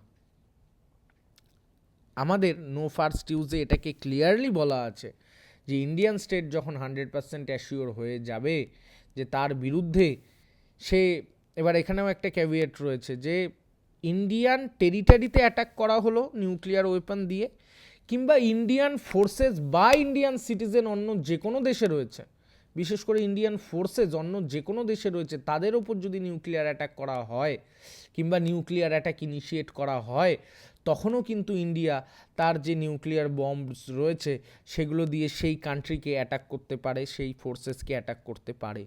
তার মানে এমন নয় যে আমাদের কলকাতায় আগে বোম পড়বে তারপর আমরা রেসপন্ড করব। আমরা যখন 100% শিওর হয়ে যাব যে পাকিস্তান কিংবা অন্য কোনো দেশ কলকাতা কিংবা দিল্লি বা অন্য কোনো আমাদের জায়গায়, আমাদের টেরিটরির মধ্যে কিংবা আমাদের টেরিটরির বাইরে অন্য কোথাও ইন্ডিয়ান ফোর্সেসের ওপর কিংবা ইন্ডিয়ার নর্মাল যে টেরিটরি ভূখণ্ড রয়েছে তার উপরে অ্যাটাক করতে চলেছে, এই ইনফরমেশনটুকুই যথেষ্ট আমাদেরকে একটা নিউক্লিয়ার মানে ওয়ার স্টার্ট করার জন্য। অর্থাৎ আমরা তখন পাকিস্তানকে বম্ব করতে পারি যে হ্যাঁ তোমরা ইনিশিয়েট করেছো, আমাদের কাছে প্রমাণ আছে, তো তুমি আমাকে মারার আগে আমি তোমাকে মেরে দিলাম। তো ইন্ডিয়ার নো ফার্স্ট ইউজ পলিসি হচ্ছে এটাই। এটা নিয়ে আমি এতক্ষণ ধরে বকবক কেন করলাম জানো? তার কারণ এই যে যখন নো ফার্স্ট ইউজ পলিসি বলা হয় না, তখন মানুষ ভাবে এটাই যে দেশে একবার বোম পড়ে গেল তাহলে কি হলো। অ্যাকচুয়ালি তা না। যখন ইন্ডিয়া বলছে নো ফার্স্ট ইউজ পলিসি, তখন অবভিয়াসলি এটা মেনশন করে দিয়েছে যে ওকে আমরা আগে অ্যাটাক করব না, কিন্তু আমরা শিওর হলে আমরা অবভিয়াসলি অ্যাটাক করব। মাথায় বুদ্ধি আছে লোকগুলোর, এমনি এমনি বসে নেই যারা বানিয়েছিল। আচ্ছা, এটা একটা টপিক হলো। আর আমি যে টপিকটা নিয়ে এখন বললাম সেটা তো ডক্ট্রিনের একটা কথা। এর মধ্যে না আরও আর একটা জিনিস রয়েছে, যে শুধুমাত্র এমন নয় যে কেউ বা কোনো দেশ আমাদের ওপর নিউক্লিয়ার অ্যাটাক করলো তবেই আমরা নিউক্লিয়ার অ্যাটাক করতে পারব। কোনো দেশ যদি আমাদের কোনো সোলজার যে আমাদের দেশে আছে কিংবা আমাদের দেশের বাইরে আছে কিংবা ইন্ডিয়ান টেরিটরির ওপর যদি কেমিক্যাল ওয়েপন দিয়েও অ্যাটাক করে কিংবা বায়োলজিক্যাল ওয়েপন দিয়েও অ্যাটাক করে, তখনও কিন্তু ইন্ডিয়ার ক্ষমতা রয়েছে যে তার রিটালিয়েশন ইন্ডিয়া কিন্তু নিউক্লিয়ার ওয়েপন দিয়ে দিতে পারে। তার কারণ ইন্ডিয়া নিজের পজেশনে কোনো রকম কেমিক্যাল ওয়েপন বা কোনো রকম বায়োলজিক্যাল ওয়েপন রাখে না। কাজে দেখো, অন্যান্য দেশগুলোর এক তো বোমের সংখ্যা অনেক বেশি, দ্বিতীয়ত একটা দুটো দেশকে টার্গেট করে ক্রিয়েট করা, পাকিস্তানকেই দেখো, মাত্র একটা দেশকে টার্গেট করে ক্রিয়েট করা, সেখানেই আমাদের থেকে 12-15টা বেশি। আবার বায়োলজিক্যাল ওয়েপন্সও আছে, আবার কেমিক্যাল ওয়েপন্সও আছে। আবার আমাদের জাস্ট ইন্ডিয়াকে দেখো, ইন্ডিয়া তৈরি করছে চায়নার বিরুদ্ধে প্লাস পাকিস্তানের বিরুদ্ধে। চায়নারও বায়োলজিক্যাল ওয়েপন্স আছে, চায়নারও কেমিক্যাল ওয়েপন্স আছে। অনেকে তো ডাউট করে যে corona is a biological weapon used against the world by China. তো ইন্ডিয়া যদি কোনো দিন পারফেক্টলি শিওর হয়ে যায় যে হ্যাঁ করোনা যে ভাইরাসটা ছিল সেটা অ্যাকচুয়ালি চায়না নিজেই ইচ্ছা করে as a biological weapon use করেছে ইন্ডিয়ার বিরুদ্ধে, তাহলে কিন্তু ইন্ডিয়া কালকেই প্রয়োজনে একটা নিউক্লিয়ার ওয়ার ইনিশিয়েট করতে পারে চায়নার এগেনস্টে। ওকে, তো এটা ইন্ডিয়ান নিউক্লিয়ার ডক্ট্রিনে খুব ক্লিয়ারলি বলা রয়েছে। আচ্ছা, এখানে না দুটো শব্দবন্ধ বা দুটো ফ্রেজ খুব আসে, একটা হচ্ছে ডেটারেন্স বাই ডিনায়াল, আর একটা হচ্ছে ডেটারেন্স বাই পানিশমেন্ট। এই দুটো ওয়ার্ড আমি খুব ভুলে যাই, আমি লিখে রেখেছি এখানে, ডেটারেন্স বাই ডিনায়াল আর ডেটারেন্স বাই পানিশমেন্ট। ডেটারেন্স মানে কি, ডেটার করা মানে কি, আটকানো। তো ওই যে শুরুতে বললাম যে ডেটারেন্স বাই ডিনায়াল আর ডেটারেন্স বাই পানিশমেন্ট। তো ডেটারেন্স বাই পানিশমেন্ট কোন দেশগুলো ফলো করে? যে দেশগুলো ম্যাড পলিসি ফলো করে, যে মিউচুয়ালি অ্যাসিওর ডিস্ট্রাকশন, তাদের পলিসিটা হচ্ছে যে ডেটারেন্স বাই ডিস্ট্রাকশন বা ডেটারেন্স বাই পানিশমেন্ট, যে তুমি করবে আমি তোমাকে মারাত্মকভাবে পানিশ করব। কিন্তু ইন্ডিয়া তার নিউক্লিয়ার ডক্ট্রিনে থার্ড একটা কথা বলে, যেটা এই টপিকটাকে বা এই ফ্রেজটাকে এস্টাবলিশ করে যে ইন্ডিয়া ডেটারেন্স বাই ডিনায়ালের পথে চলে। কি সেটা? না, ইন্ডিয়া যখন বলছে যে নো ফার্স্ট ইউজ, হ্যাঁ না, তখন ইন্ডিয়ার মেন উদ্দেশ্য কি, যে আমরা তো অ্যাটাক করবোই না, কিন্তু আমাদের ওপরেও যাতে কোনো অ্যাটাক না হয় সেটাকে দেখা। কিভাবে দেখলো জানো? যখন ইন্ডিয়া সবার প্রথম তার নো ফার্স্ট ইউজ পলিসিটা ডিক্লেয়ার করলো না 2003 সালে, তখন তার কিছুদিন পরে চায়না সেও ডিক্লেয়ার করলো যে আমরাও নো ফার্স্ট ইউজ, অর্থাৎ আমাদের ওপর যদি কেউ অ্যাটাক না করে আমরাও অ্যাটাক করব না। হলো। আর পাকিস্তান তো চীনের কুকুর, তার কিছুদিন পরে পাকিস্তানও বলল কি, যে যদি না কেউ আমাদের ওপরে অ্যাটাক করে নিউক্লিয়ার ওয়েপন দিয়ে, তাহলে আমরাও তাদের ওপর নিউক্লিয়ার ওয়েপন দিয়ে অ্যাটাক করব না। এবার দেখো, ইন্ডিয়া যতদিন না বানিয়েছিল ওয়েপন, তার আগে না চায়না এই কথা বলেছে না পাকিস্তান এই কথা বলেছে। তার মানে ইন্ডিয়া যখন তার নিউক্লিয়ার ডক্ট্রিনে এই কথাটা বলল যে নো ফার্স্ট ইউজ, তখন তার যে দুটো প্রতিবেশী দেশ, এক তো পাকিস্তানকে মাথায় রেখেই বানানো হয়নি, চায়নাকে মাথায় রেখে বানানো হয়েছিল, সেই বলে দিল যে আমরা প্রথম ইউজ করব না। আর আমাদের তো কোনো শখই নেই নিউক্লিয়ার ওয়েপন ইউজ করার। আমরা তো আগাগোড়া বারণ করে এসেছিলাম যে নিউক্লিয়ার ওয়েপন বানিও না, কিন্তু যখন চায়না বানালো আমাদেরকে বাধ্যতায় বানাতে হয়েছিল। কাজে আমরা যখন নিজেরা ডিনাই করছি যে আমরা প্রথম ইউজ করব না, তখন আমাদের আশেপাশের দুটো দেশ বলতে বাধ্য হচ্ছে যে হ্যাঁ আমরাও প্রথম ইউজ করব না। তাহলে এটা কি হলো? আমরা আমাদের ওপরে যে নিউক্লিয়ার ওয়েপন দিয়ে অ্যাটাক হওয়ার যে ভয়টা ছিল সেটাকে ডেটার করলাম। কিভাবে না, ডিনাই করে, টোটালি ডিনাই করে যে আমরা এই অ্যাটাকের পথে হাঁটবই না। তো ইন্ডিয়া এই পলিসিটাকে ফলো করলো। মাস্টার স্ট্রোক দেখছো, এটা হচ্ছে ইন্ডিয়ার মাস্টার স্ট্রোক এই বিষয়ে। অসাধারণ স্ট্রোক এটা একটা, খুব ভালো লাগে। যাই হোক, তো এই একটা রয়েছে। আর একটা যেটা টপিক নিয়ে আমি আলোচনা করতে চাইছিলাম, যে নিউক্লিয়ার এই যে ডক্ট্রিন, এই নিউক্লিয়ার ডক্ট্রিনের ইফেক্টিভনেসটা কতটা হয়েছে। আমরা যে এটা করলাম, কেন করলাম না, যাতে বাইরের জগতের কাছে বিশ্বাস জন্মায়। তা বিশ্বাস কি জন্মালো? আমরা যখন প্রথমবার বোমটা ডেটোনেট করি না 74-এ, তখন যে দুটো দেশ আমাদের সবথেকে বেশি বিরোধিতা করেছিল সেই দুটো দেশ হচ্ছে, এক হচ্ছে জাপান, এদের তো অধিকার আছে তার কারণ এর ওপরেই, এই হচ্ছে সেই দেশ যার ওপরে অ্যাকচুয়ালি অ্যাটাক হয়েছিল। আর সেকেন্ড যে দেশটা সেটা হচ্ছে আমেরিকা। এবার পরবর্তীকালে এরা দুজনেই, বিশেষ করে আমেরিকা, ইন্ডিয়ার সাথে civil nuclear defence agreement sign করে। অর্থাৎ যে দেশ আমাদের সাথে আমাদেরকে প্রচুর স্যাংশন করলো পোখরান 2 টেস্টের পর, আমরা আমাদের নিউক্লিয়ার ডক্ট্রিন অ্যানাউন্স করার বহু বছর পর হলেও আমরা কিন্তু ইন্টারন্যাশনাল ফোরামে নিজেদের সেই যোগ্যতাটা বা নিজেদের সেই বিশ্বস্ততাটা কায়েম করে রাখতে পেরেছি যে না আমরা একটা রেসপন্সিবল নিউক্লিয়ার স্টেট। আর সেই কারণেই যে ডিফ্যাক্টো লিডার ছিল এদের অর্থাৎ আমেরিকা, সে কিন্তু আমাদের সাথে সিভিল নিউক্লিয়ার ডিফেন্স অ্যাগ্রিমেন্ট করতে মানে লিটারালি বাধ্য হয় টাইপের বলা যেতে পারে, বা মেনে নেয়। কাজে আমাদের ডক্ট্রিনের মাধ্যমে আমাদের অ্যাকসেপ্টেন্স তো ক্রিয়েট হয়েইছে। আচ্ছা, কখনো ভেবে দেখেছো তুমি কোনো একটা দেশকে যখন নিউক্লিয়ার অ্যাটাক করবে, আমরা যখন জানছি যে পাকিস্তান বা চায়না আমাদের উপর নিউক্লিয়ার ওয়েপন দিয়ে অ্যাটাক করবে, তখন আমরা তো নজরদারি রাখছি, তবেই জানছি। তো আমরা যখন সেকেন্ড টাইম বা সেকেন্ড রেসপন্ডার হব, আমরা যখন অ্যাটাক করতে যাব, তখন কি চায়না বা পাকিস্তান বা অন্য যে দেশের উপর অ্যাটাক করব সেই দেশ কি জানতে পারবে না? তার কারণ অ্যাসেটস তো তাদেরও রয়েছে যেটা দিয়ে তারা স্পাইগিরি চালায় বা দেখার চেষ্টা করে। তাহলে তারা কি জানবে না? তাহলে যখন তারা জানবে আমাদের যে মানে প্লেনে করে গিয়ে যে এয়ার বেসড অ্যাসেটস রয়েছে আর যে ল্যান্ড বেসড অ্যাসেটস রয়েছে, সেগুলো তো আগেই রাডারে চলে আসবে যে এখানে নিউক্লিয়ার ওয়েপন ইনিশিয়েট করা হয়েছে, ওখানে নিউক্লিয়ার ওয়েপন ইনিশিয়েট করা হয়েছে। তাহলে কি করে হবে? তো এটার জন্য আমাদের একটা কনসেপ্ট আছে, সেটা হচ্ছে ক্রিয়েশন অফ ট্রায়াড, TRIAD, অর্থাৎ ত্রিশক্তি। তো কি না, আমাদের কাছে এমন প্লেনও রয়েছে যে প্লেন নিউক্লিয়ার বম্ব নিয়ে গিয়ে ড্রপ করতে সক্ষম। আমাদের কাছে কি বলে আরে নিউক্লিয়ার মিসাইলস রয়েছে, ব্রাহ্মোস রয়েছে নতুন নতুন, তোমরা জানো, যেগুলো কিনা মাটি থেকে অর্থাৎ ল্যান্ড বেস অ্যাসেটস, মাটি থেকে একটা নিউক্লিয়ার ওয়েপন ক্যারি করে নিয়ে গিয়ে যে কোনো দেশকে মারতে পারে। কিন্তু এই দুটো তো রাডারেও আসতে পারে।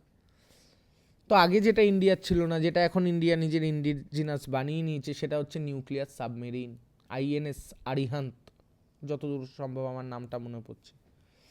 তো এই যে সাবমেরিন না, এটা খুব ইম্পর্টেন্ট, এই ট্রায়াডটাকে কমপ্লিট করা খুব ইম্পর্টেন্ট। কেন জানো? জলের নিচে এই যে সাবমেরিনগুলো যাচ্ছে, এগুলোকে ট্র্যাক করা খুব মুশকিল। কাজে যখন আমি সেকেন্ড রেসপন্ডার হচ্ছি, আমার কাছে এমনিতেই টাইম কম আছে, তখন আমি যতটা বেশি লুকিয়ে লুকিয়ে বোম মারতে পারবো ততটা আমার পক্ষে লাভ। এবার লুকিয়ে তো মিসাইল দিয়ে মারতে পারবো না, দেখে নেবে। লুকিয়ে প্লেন নিয়ে গিয়ে মারতে পারবো না, দেখে নেবে। তাহলে রাস্তা কি? জলের তলা থেকে মারো, উড়িয়ে দাও। তো নিউক্লিয়ার সাবমেরিনটা খুব ইম্পর্টেন্ট ছিল এই মানে আমাদের নিউক্লিয়ার ডক্ট্রিনটাকে সার্ভাইভ করানোর জন্য, বা আমাদের নিউক্লিয়ার পাওয়ারটাকে এস্টাবলিশ করানোর জন্য। সেটা আমরা করেছি, INS আরিহান্তের মাধ্যমে আমরা সেটা করতে পেরেছি।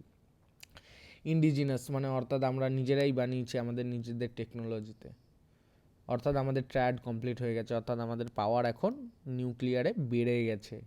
অর্থাৎ আমরা এখন নেভি দিয়ে অ্যাটাক করতে পারি, এয়ারফোর্স দিয়ে অ্যাটাক করতে পারি, আর নর্মাল মিলিটারি দিয়ে তো অ্যাটাক করতে পারি। ওকে, এটা একটা টপিক। আর পরবর্তী টপিক কী আছে দেখা যাক।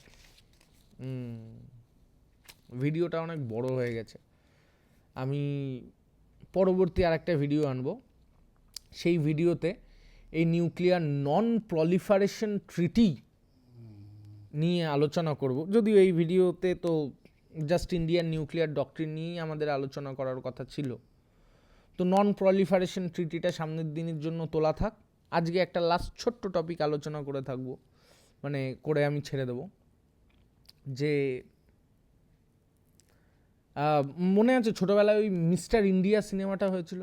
মিস্টার ইন্ডিয়ায় ওই মোগ্যাম্বো ছিল, অমরেশ পুরী, লেজেন্ডারি মানুষ। তো সেই অমরেশ পুরী সেখানে একটা যদি লাস্টের সিন দেখো, সেখানে একটা বাটন ছিল, রেড কালারের একটা বাটন, যে বাটনটাকে অমরেশ পুরী প্রেস করলেই ওখান থেকে দেখাচ্ছিল মিসাইল উঠছে, কেন মিসাইল উঠে গিয়ে কোথাও মারবে। ভালো কথা। এবার আবার বেশ কিছু সিনেমাও দেখবে, আমেরিকান প্রেসিডেন্টস, তাদের যে ডেস্ক তার তলায় একটা লাল রঙের বাটন থাকে, বলা হয় নিউক্লিয়ার বাটন। অর্থাৎ কার কাছে এই ক্ষমতাটা ইন্ডিয়ায় দেওয়া রয়েছে যে হ্যাঁ এটা সঠিক সময় হয়েছে, তোমরা নিউক্লিয়ার ওয়েপনটাকে ইউজ করো। তো সেটার জন্য একটা যে জিনিস বানানো হয় যে নিউক্লিয়ার ওয়েপন কখন ইউজ করব, কিভাবে ইউজ করব, কেন ইউজ করব, এই জিনিসটাকে নিয়ে যেটা বানানো হয়েছিল, ঠিক আছে, যে নিউক্লিয়ার ওয়েপন আমরা কখন ইউজ করব, কিভাবে ইউজ করব, তার জন্য নিউক্লিয়ার কমান্ড অথরিটি বানানো হয়। নিউক্লিয়ার কমান্ড অথরিটি যে কিনা সাজেশন দেবে বা এই বিষয়ে সিদ্ধান্ত নেবে যে কখন নিউক্লিয়ার ওয়েপন ইউজ করা উচিত আর কখন উচিত নয়। এবার এই যে নিউক্লিয়ার কমান্ড অথরিটি যে রয়েছে, নিউক্লিয়ার কমান্ড অথরিটির দুটো ভাগ রয়েছে, একটা হচ্ছে পলিটিক্যাল উইং আর একটা হচ্ছে এক্সিকিউটিভ উইং। তো এক্সিকিউটিভ উইংয়ের মধ্যে কারা কারা থাকবে না, এক্সিকিউটিভ উইংকে যে হেড করে, এক্সিকিউটিভ উইংয়ের হেড হচ্ছে এনএসএ, অর্থাৎ ন্যাশনাল সিকিউরিটি অ্যাডভাইজার, যিনি কিনা বর্তমানে কে অজিত ডোভাল রয়েছেন, লেজেন্ডারি মানুষ। আর যে পলিটিক্যাল কাউন্সিল যেটা রয়েছে এই নিউক্লিয়ার কমান্ড অথরিটির, সেই পলিটিক্যাল কাউন্সিলের হেড হচ্ছে প্রাইম মিনিস্টার, আর তার সাথে আরও মেম্বার্স কারা থাকে না, প্রাইম মিনিস্টারের আরও যারা সিনিয়র মোস্ট কলিগস রয়েছে তারা থাকেন। এবার এই যে নিউক্লিয়ার কমান্ড অথরিটি বানানো হয়, তো পলিটিক্যাল কাউন্সিল একটা রয়েছে, আর একটা রয়েছে কি কাউন্সিল না আমাদের এক্সিকিউটিভ কাউন্সিল। এক্সিকিউটিভ কাউন্সিলের হেড হচ্ছে এনএসএ। তো এক্সিকিউটিভ কাউন্সিল কেন প্রয়োজন? দেখো, পলিটিক্যাল লিডাররা নিউক্লিয়ার ওয়েপনের সমস্ত টেকনিক্যালিটি বুঝবে এমন কোনো কথা নেই, হ্যাঁ না, বরং বেশিরভাগ ক্ষেত্রে বুঝবেই না। তো ধরো কেউ একজন সিদ্ধান্ত নিল পলিটিক্যাল উইং থেকে যে হ্যাঁ মারো বোম, এবার হয়তো দেখা গেল বোম রেডিই নেই, তো তার জন্য সায়েন্টিস্টের পরামর্শ দরকার তো না যে বোমটা আপাতত রেডি আছে বাবা, বোমটা মারা যাবে, তো সেই জন্য আবার বোম তো মেরে দিলাম, এবার ইন্টারন্যাশনাল ফোরামে বিভিন্ন দেশ আছে, তাদের কি রিয়াকশান হবে, তাদের কি রিটালিয়েশন হবে, সেটাও তো আমাদেরকে বুঝতে হবে।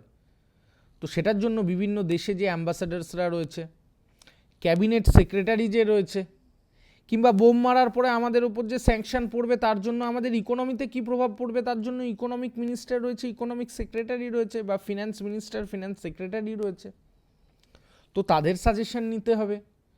তো আবার এই যে আর্মি, মিলিটারি, নেভি আর এয়ারফোর্স, এদের যে চিফ যারা মার্শালস রয়েছে বা চিফ যারা রয়েছে, তাদের থেকে পারমিশন নিতে হবে বা তাদের থেকে কনসাল্ট করতে হবে যে মারা পসিবেল বোমটা, তো সেটা কোথা থেকে করা হবে না, সেটা করা হবে হচ্ছে আমাদের এই যে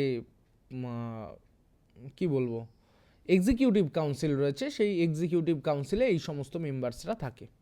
আচ্ছা, আর কি রয়েছে? Political council. পলিটিক্যাল কাউন্সিলের মেম্বার্সদের তো বললাম, পলিটিক্যাল কাউন্সিলের হেড প্রাইম মিনিস্টার, আর এক্সিকিউটিভ কাউন্সিলের হেড এনএসএ, বর্তমানে অজিত ডোভাল।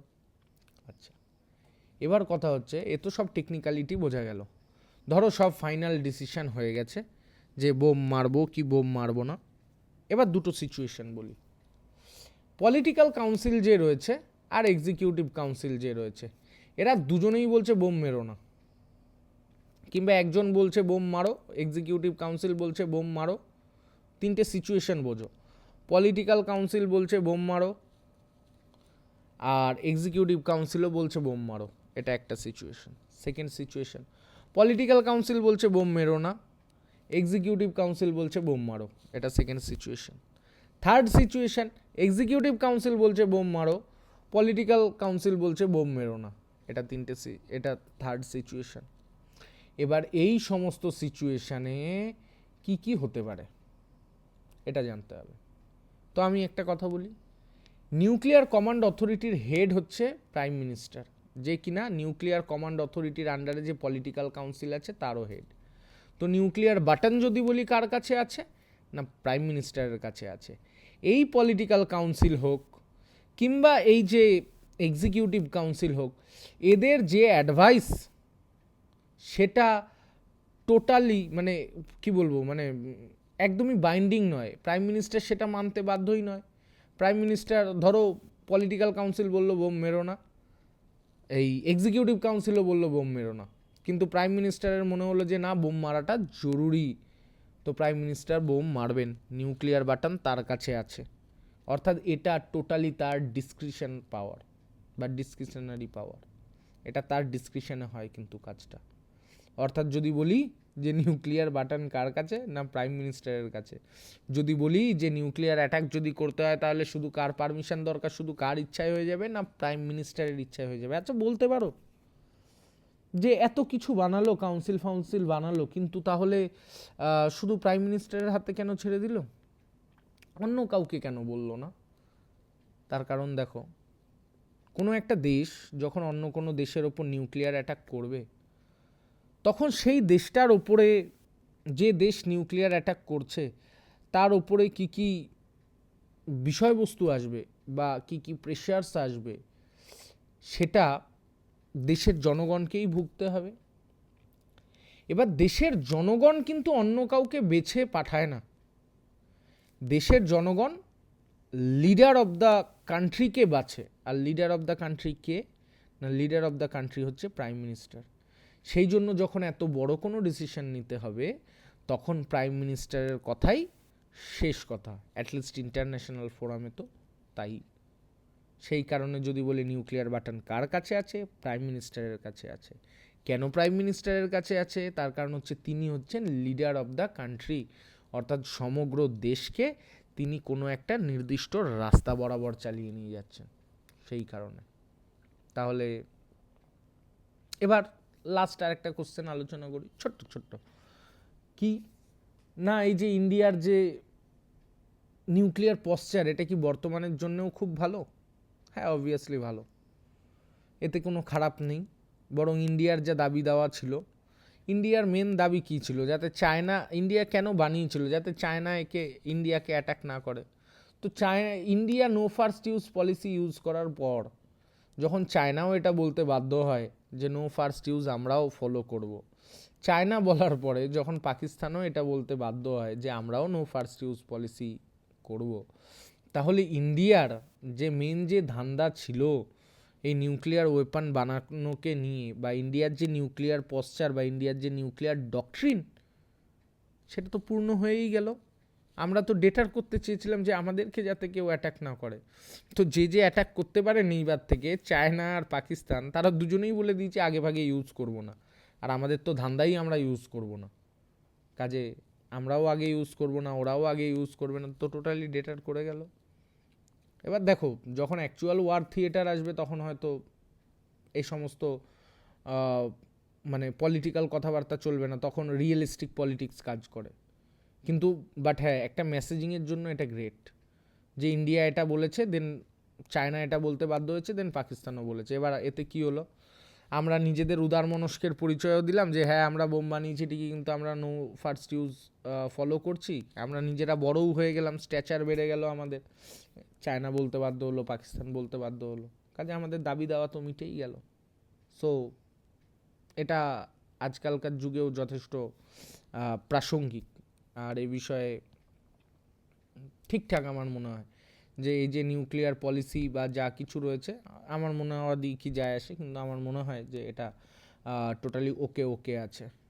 আর আরেকটা যেটা ডক্ট্রিন দেওয়ার যে মেন উদ্দেশ্য ছিল, কি উদ্দেশ্য, না অন্যান্য দেশ যাতে আমাদের ওপর ভরসা করে। তো আজকে যে কোনো দেশ দেখো, ইউএস দেখো, লন্ডন মিন্স ইউকে দেখো, ফ্রান্স দেখো, মানে যারা যারা নিউক্লিয়ার ওয়েপন স্টেট রয়েছে, কানাডা দেখো, কানাডা নিউক্লিয়ার ওয়েপন স্টেট নয় কিন্তু মানে এদের নিউক্লিয়ার প্রোগ্রাম তো রয়েছে, মানে এনার্জির প্রোগ্রাম তো রয়েছে, জাপান, এরা সবাই ইন্ডিয়ার সাথে নিউক্লিয়ার এনার্জির বিষয়ে কোঅপারেট করে।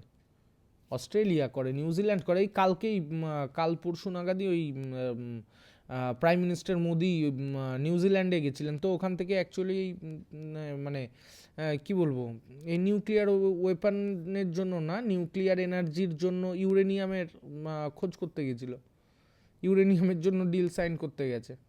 হ্যাঁ না, যদিও আমরা কিন্তু আমাদের এই যে সেকেন্ড যে স্টেপ, যে ফার্স্ট ব্রিডার রিঅ্যাক্টর, মানে যেখানে আমরা ইউজ করে থাকি সেই জিনিসটা, মানে থোরিয়াম ইউজ করে যেটা চলবে, সেটা কিন্তু আমাদের অলরেডি স্টার্ট হয়ে গেছে, কিন্তু এখনও অতটা ভালো মতো ক্রিটিক্যাল হয়নি, দ্যাটস ওয়াই মানে আমরা ওটার ওপর বেস করছি না, কিন্তু আমরা কিন্তু আমাদের নিউক্লিয়ারের সেকেন্ড স্টেজে পৌঁছে গেছি।